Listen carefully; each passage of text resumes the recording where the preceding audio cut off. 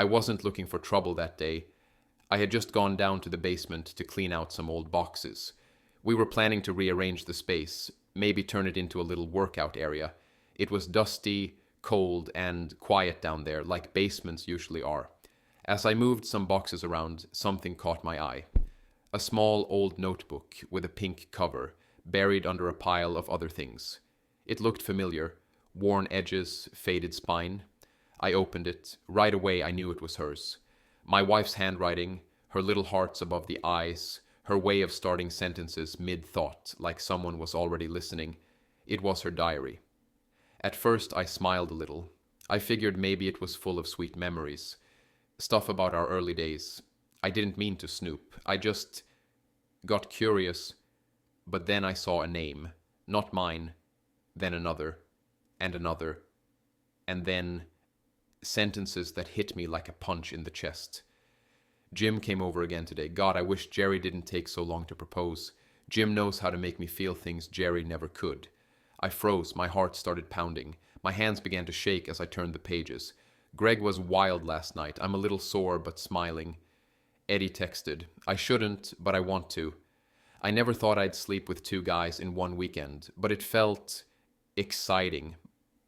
I couldn't breathe. I just stood there in the middle of the basement, surrounded by boxes from a life we built together. Vacations, kids' toys, old Christmas lights, and now this. It wasn't just one affair. It was multiple. 5 names, 5 men. Some entries were so detailed I had to close the book for a second, like I was reading something I was never supposed to see, but I couldn't stop. I was in shock. She wrote these things while we were engaged, while I was planning our wedding, while I thought she was waiting for me to finish college and build a future together. Instead, she was busy. The pages didn't feel like fantasies. They felt real, dates, times, specific touches, specific lies. I sat down on the concrete floor, my back against the cold wall. I didn't know what to think. Was our whole marriage based on a lie? Did she ever love me, or was I just the safe choice after she got tired of running around? I looked down at the diary still in my hand, the words blurring through tears I didn't even realize were falling. And that's when I knew. Everything was about to change. I don't even remember climbing the stairs. My legs were moving, but my head felt like it was floating somewhere else. I had the diary in my hand, gripped so tight my knuckles were white. She was in the kitchen, casually sipping her afternoon coffee, like nothing in the world was wrong. Get down here, now. That's all I said. My voice came out sharper than I expected, like it had been pulled from somewhere deep inside me. She looked up, surprised. What's wrong? She asked, setting her mug in the sink. Her brow furrowed. Did something fall down there? No, I said, cold and steady. Just get down there. She followed me back down into the basement, her footsteps slow. Maybe she was confused. Maybe she already had a bad feeling. I don't know. But the moment I turned around and showed her the diary, something changed in her face. She tried to play it cool, forced a little laugh. Oh my God, she said. You didn't seriously read that old thing, did you? That's just silly stuff. I was young. That doesn't mean anything. I didn't laugh. I opened the diary to the first page I'd marked. I wish Jerry would agree to marry me sooner, but I'm so tired of waiting. Jim is so much more fun. I stared right at her. Her face dropped. You remember that one? I asked. She didn't answer. I flipped the page. Greg was wild last night. I'm a little sore, but smiling. I think I'm falling for Eddie. Is it wrong to love 2 men? I can't believe I actually pulled it off. Eddie in the morning, Matt in the evening. I feel unstoppable. Stop, she whispered. No, I snapped. No, you don't get to ask me to stop. You wrote this while we were engaged, January, while I was out there working double shifts, saving for a ring. I was stupid, she said, her voice shaking now. I was young. It didn't mean anything, Jerry. It was just mistakes. They're in the past. Mistakes? I barked. You think this is just one little mistake? You cheated on me over and over while I thought we were building something real, and you wrote about it like it was some romantic adventure. I didn't know what I wanted back then, she said quietly. But I chose you. That counts for something, doesn't it? I couldn't even answer. I just stared at her, the woman I'd loved, married, built a life with, and all I could see now were those words in that diary. I felt sick, not just angry, broken. I gave you everything, I said, my voice low, and this is how you started our life together? She didn't respond, she couldn't, because she knew. And in that silence, I realized something awful. Maybe I never really knew her at all. After she went back upstairs, I stayed down there. I didn't move for a while. My hands were still shaking, my stomach twisting in ways I couldn't describe. I thought I'd already seen the worst of it, but I was wrong. There was another box near the shelf, one I hadn't opened yet. I don't even know why I reached for it. Maybe part of me hoped I'd find something to remind me of the good times, something to prove it wasn't all a lie. But what I found made everything worse. Inside were some old photos and letters bundled with a rubber band, stuff she had kept hidden, stuff I had never seen before. I pulled out a Polaroid, and I swear I nearly dropped it the second I saw it. It was her. January sitting on a couch in a tight top, hair messy, flushed cheeks, and around her were 5 men, all of them touching her. One had his arm around her waist, one had a hand on her thigh, another was behind her flexing his bicep, one was pointing at her backside laughing, and the worst part, she looked thrilled, like she was right where she wanted to be. Across the bottom of the photo, in big black marker, it said, "Best night ever." I felt something snap in my chest, like the last thread holding my heart together just tore in two.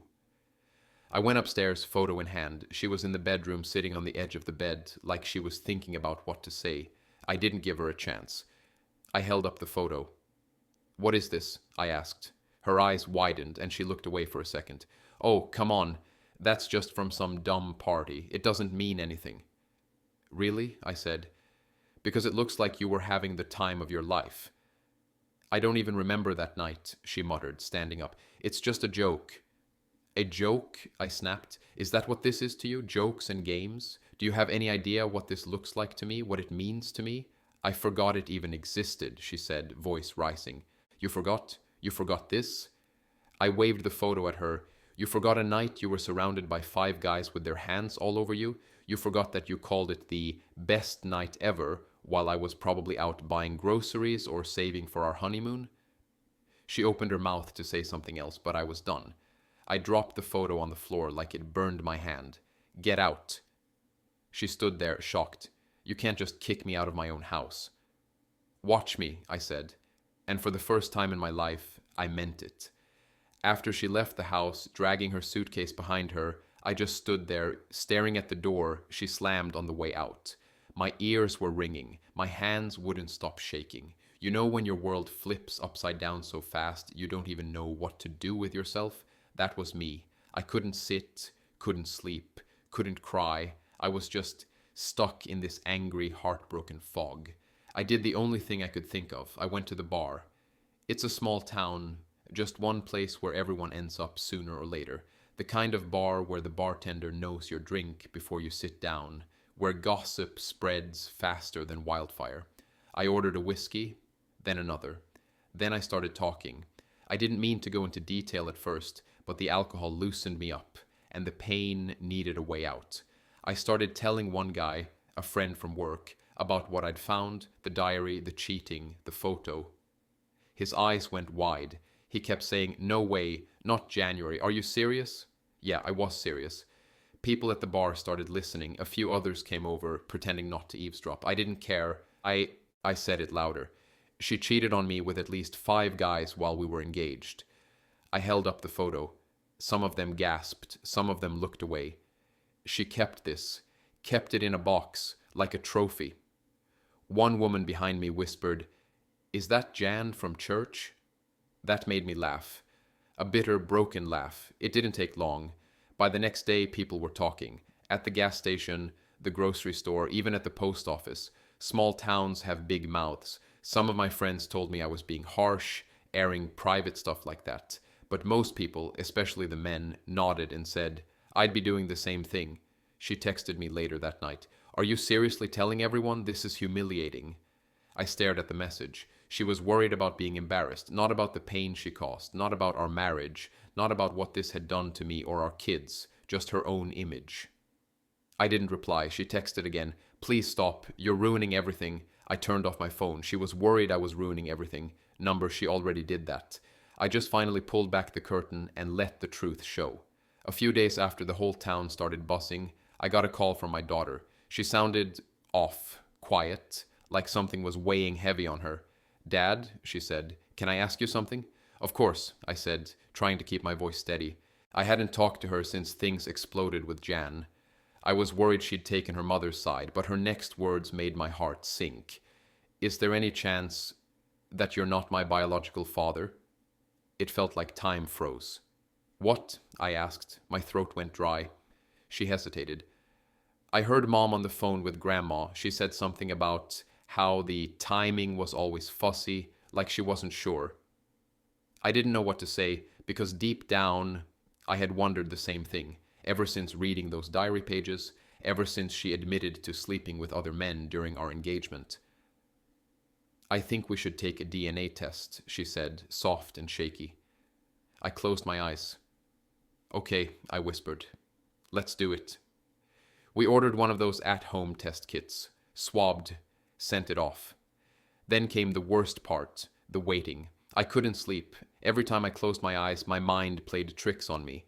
I saw her as a little girl, running down the hallway in her pajamas. I saw her sitting on my shoulders at the beach. I remembered helping her with her math homework, even though I hated math. For 25 years, I believed she was mine. Not once did I question it. And now? A week passed, then another. Finally, the results came in. She called me. Her voice cracked as soon as I picked up. It says we're not a match," she whispered. "You're not biologically my dad." I couldn't breathe. I sat on the edge of my bed, phone to my ear, hand on my chest, like I was holding my heart together. I didn't even know what to say. "Dad?" she asked, voice trembling. "Did you know?" "No," I said. "I didn't. I swear to you. I had no idea." She sniffled. "I feel like I don't know who I am anymore." That broke me. "You're still you," I said, fighting back tears. "And I'm still me. I raised you. I was there. Every birthday, every scraped knee. I never once loved you any less. That doesn't change now."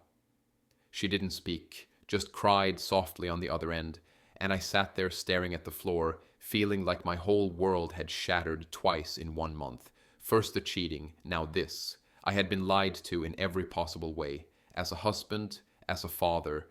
I don't know how I stayed calm after we hung up, but in that moment, I knew exactly what I had to do next. I had to leave.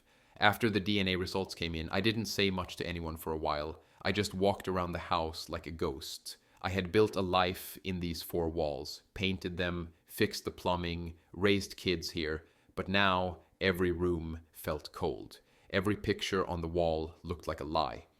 I started packing, not slowly, quickly. Like if I didn't move fast, the grief would swallow me whole. I boxed up clothes, photo albums, tools from the garage. I listed the house for sale the same week. I didn't care if I had to take a loss. I just couldn't stay in that place anymore.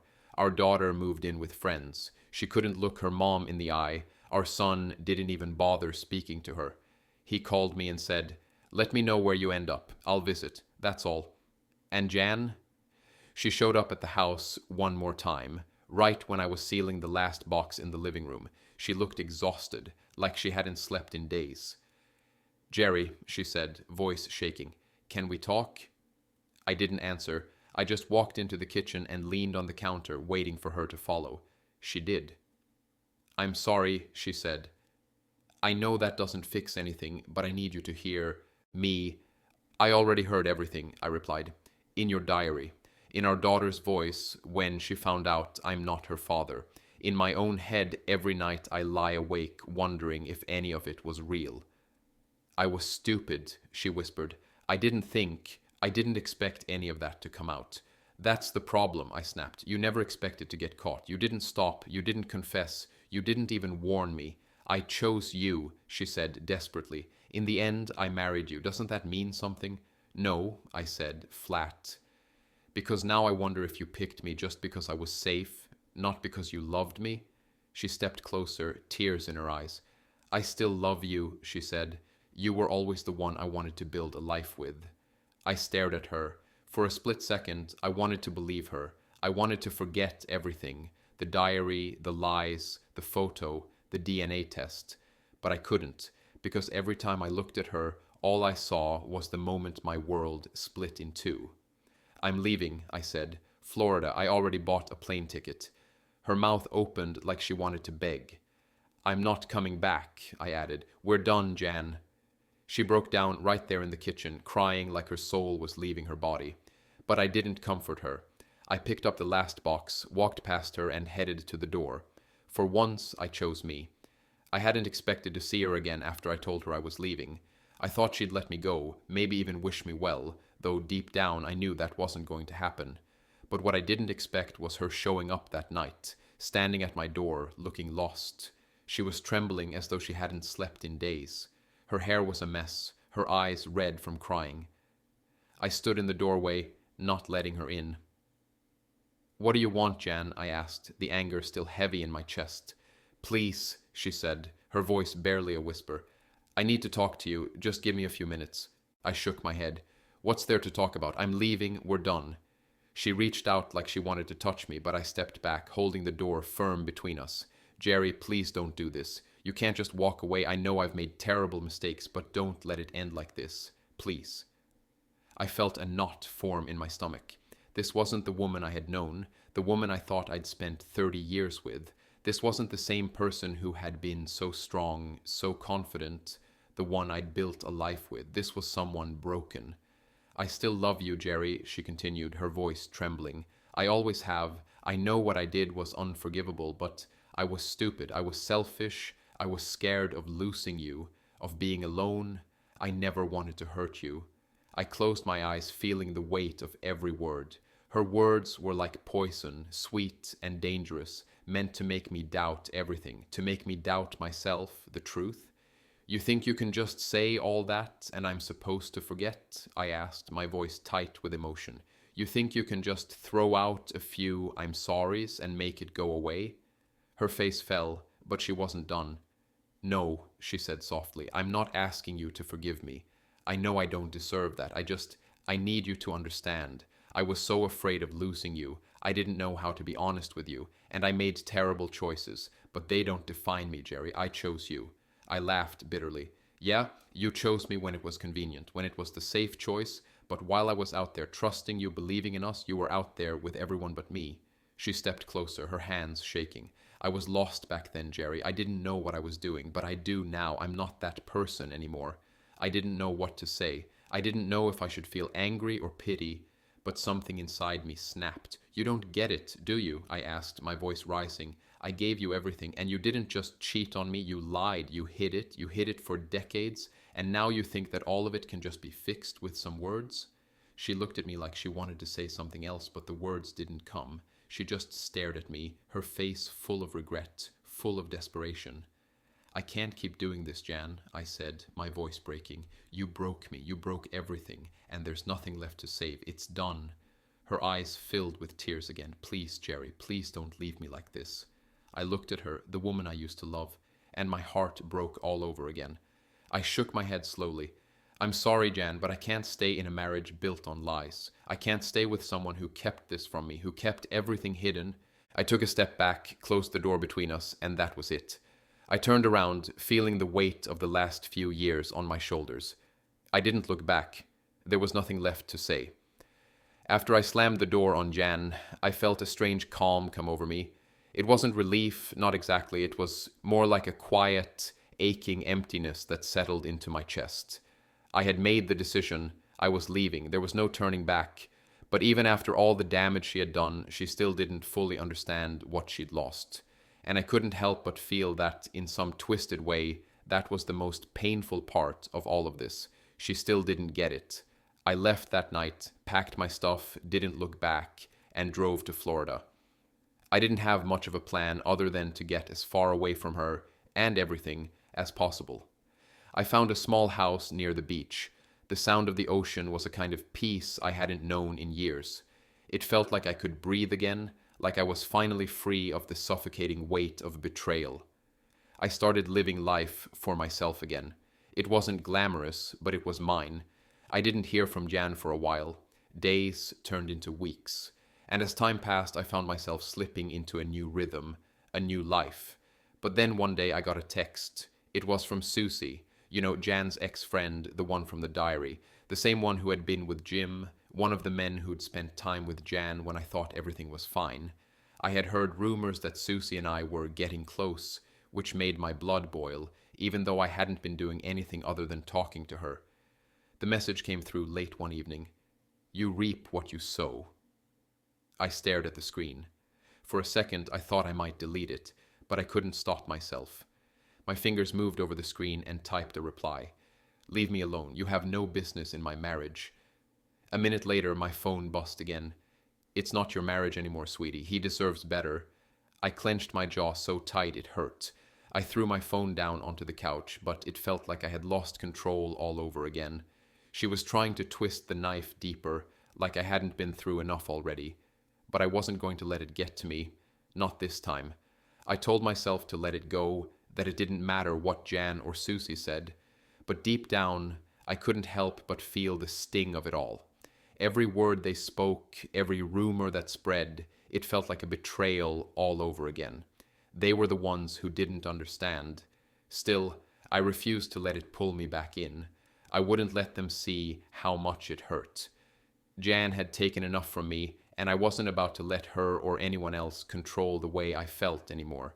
I kept going day by day, trying to rebuild what I could of myself. I went to the local bar a few times, met a few people, nothing serious, just a new start. I kept my distance from everything back home, from the people who had known me and her. But I couldn't escape the whispers. They were everywhere. It was all anyone wanted to talk about when they saw me.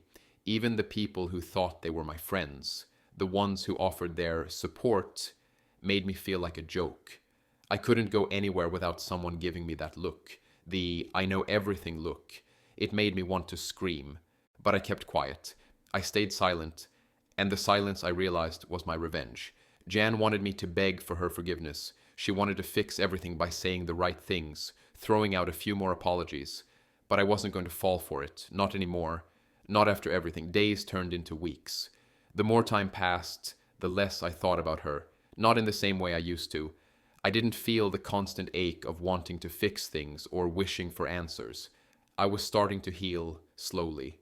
Florida felt different. I had always wanted to live by the ocean, and now I did. I woke up every morning to the sound of the waves, the warm breeze through my window. It wasn't a grand new beginning, but it was mine. It was the first time in years that I felt like I could breathe. I spent my days walking along the beach, working odd jobs, and just getting through the motions. It was simple, but for the first time, peaceful. I'd gotten a small place, a little cottage by the shore. It wasn't anything fancy, but it was quiet, and that was all I really needed. The old house, the family photos, the memories of her, all of it felt far away now. It was like I was erasing her from my life. Bit by bit, I didn't hear from her, not at first. She tried calling a few times, but I couldn't bring myself to pick up. What was left to say, she made her choice. She had lied, cheated, and buried me in her lies. I couldn't go back to that. Then one day I got a message from my daughter. I had been avoiding her too, not because I didn't love her, but because I didn't want to face the truth of the situation. I knew she was still hurting, and the last thing I wanted was to make things worse. But she reached out to me. "Dad, can we talk?" I called her back, and when she answered, her voice was tight, but I could hear the effort in her tone. "I know it's been a while," she started, her voice wavering, "but I've been thinking. I want to see you. I miss you." My heart twisted. I had missed her too, every day. "I miss you too, sweetheart," I said, trying to keep it together. "You know I'll always be here for you." "I know," she said softly. "But I don't know what to say to Mom. She's still saying things, trying to make me feel like I should be mad at you." I clenched my fist, feeling the anger rise again. Jan was still playing the victim, still trying to control the narrative. "She'll get over it," I told my daughter, trying to keep my voice steady. "She's the one who broke everything, not you.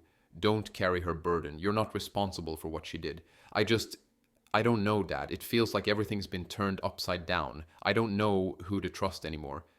I closed my eyes. I knew how she felt, how we both felt. Our entire lives had been a lie.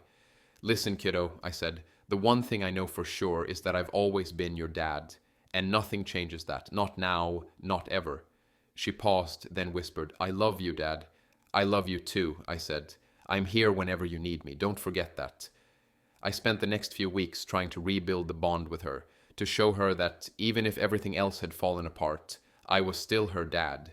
Slowly she came around. She came to visit me in Florida, and we spent some time talking, laughing, and just being together. It was healing in its own way. Jan wasn't part of that healing. She wasn't part of my life anymore. She had made that choice for me when she decided to betray me, to lie to me for so long. I didn't need her to find peace. I was finding it on my own. It's funny how the passage of time works. You think you'll never get over something, and then one day you realize you've been living without even thinking about it. You've found peace in the quiet moments, in the little things. Florida had become home. It wasn't the life I imagined, but it was mine. I didn't have the luxury of pretending things were fine anymore. I had to face the truth. And the truth was that I had been betrayed. Not just by Jan, but by the version of myself I thought I knew. But here, by the ocean, I found a strange kind of freedom. I woke up early each morning, the sound of the waves lulling me from sleep. The small house I rented was modest but peaceful. It felt like the world was on pause here, letting me catch my breath. It was everything I needed. I spent a lot of time reflecting. I thought about the good moments with Jan, the first time we met, the way she used to laugh, the early years of our marriage. Those memories still hurt, but I didn't let them define me anymore. What mattered now was how far I had come, how much I had learned about myself. I didn't miss her, at least not in the way I used to. I realized something important. I didn't need her to be whole. I had been searching for validation from someone who had already shown me they weren't capable of giving it. I didn't owe her forgiveness, not for the affair, not for the lies, and not for the heartbreak she caused me and our kids. I hadn't heard from her in weeks. The last message I got was an apology, filled with the usual empty promises, but it was too late. I had moved on. I had to. One evening, I was sitting on the porch, watching the sunset. It wasn't perfect. The sky was cloudy, the air thick with humidity, but there was something beautiful about it anyway. The world wasn't perfect, and neither was I, but that didn't mean I couldn't enjoy the little moments of peace that life offered. I pulled out my phone and checked a few messages. My daughter had texted me earlier asking how I was doing. We had been texting back and forth, slowly reconnecting. There was still so much healing left to do, but it was worth it. She had come to visit me in Florida a few times, and every time she did, I saw a little more of the girl I had raised. She was strong, resilient. She had my strength. I typed back, "I'm good, kiddo. Really good. I'm getting there. It's not perfect, but it's enough. And I'm here whenever you need me." It wasn't just for her, it was for me too. I needed to hear myself say it. I was enough. The truth was that I was learning to let go, to stop carrying the weight of her mistakes. I had spent so many years trying to understand why she did what she did, trying to make sense of the lies. But now I knew that some things weren't meant to be understood. Some things just had to be accepted. As I stared out at the horizon, I felt the last remnants of the pain start to fade away. The past was always going to be a part of me, but it didn't have to control me. The broken parts of me, the anger, the sadness, they weren't gone, but they no longer had the power to define my future. And for the first time in a long while, I smiled. I was free.